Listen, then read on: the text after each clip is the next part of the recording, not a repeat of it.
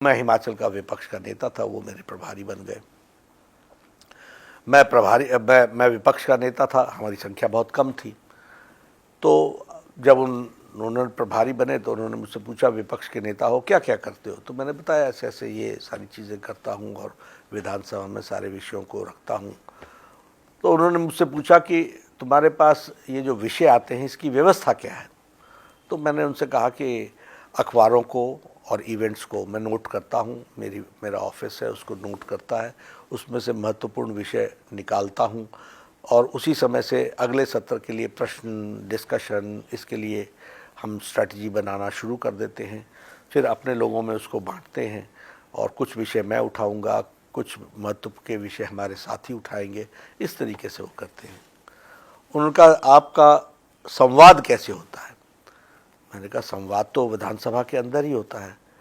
तो कहा इससे काम नहीं चलेगा, आप एक काम करो, आप विपक्ष के नेता हैं, आप पूरे प्रदेश में सूचना दे करके पब्लिकली कि विपक्ष का नेता इतने बजे इस सर्किट हाउस में दिन भर लोगों की ग्रीवेंसेस को सुनेगा और 2 दिन लगाओ, रात्रि रुको, कार्यकर्ताओं से मिलो, सबसे बातचीत करो।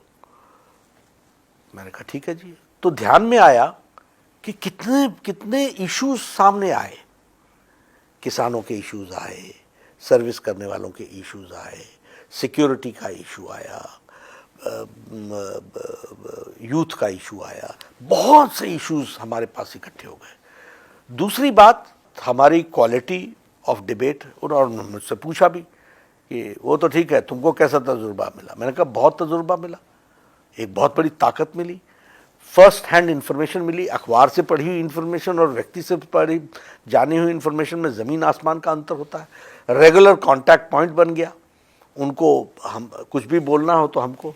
तो मैंने देखा कि उसके बाद 1 साल के अंदर विपक्ष के नेतृत्व का और भारतीय जनता पार्टी के रेलेवेंस बहुत तीव्र गति से बढ़ा।